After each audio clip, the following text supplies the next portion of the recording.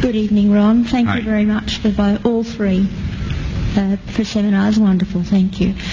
My question is that you said that you had the blood of our Lord examined by the Israelis. That's correct. What was their determination of that?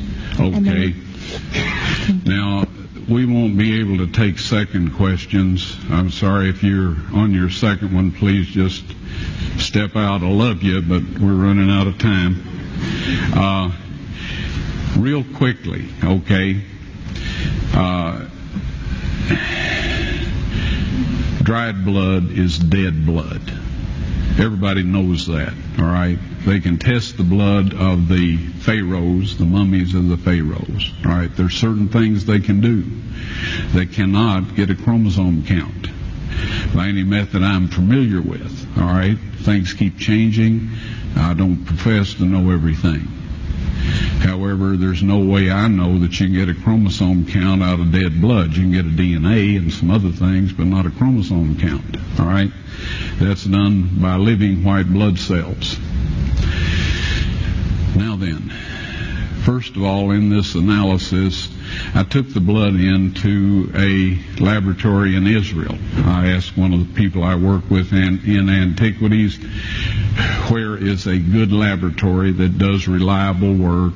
And they said, such and such, such and such. I took it. I just said, please examine this blood and tell me what you can tell me about it. All right? They said, well, look, we're going to reconstitute it. We're going to put it in normal saline and keep it at body temperature for 72 hours with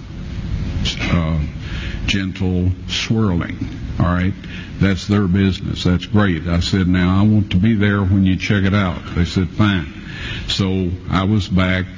They checked it out. I said, now, they said it's human blood. We can tell that. They did whatever tests they need to do.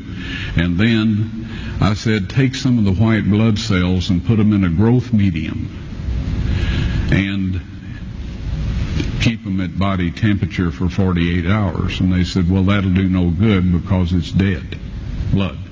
I said, would you please do that for me? And they said, okay, we'll do it. So anyway, I said, I want to be there when you take it out and examine it.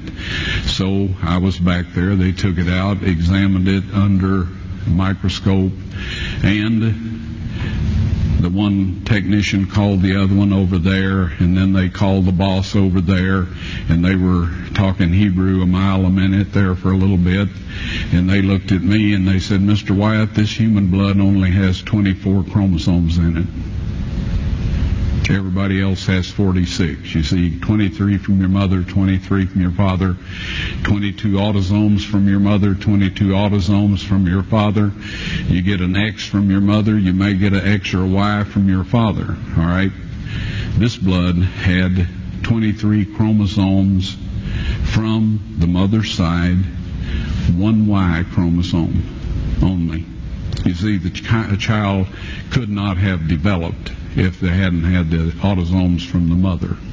So all of his physical characteristics were determined by his mother's side of the family, her autosomes. His maleness was determined by this one Y that came from a source, not a human male. Then they said, this blood is alive. And then they said, whose blood is this?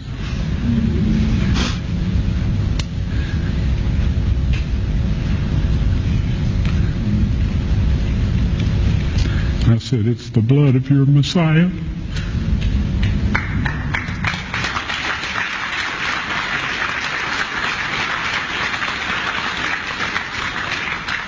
And I assure you, those men's lives have changed. You're welcome.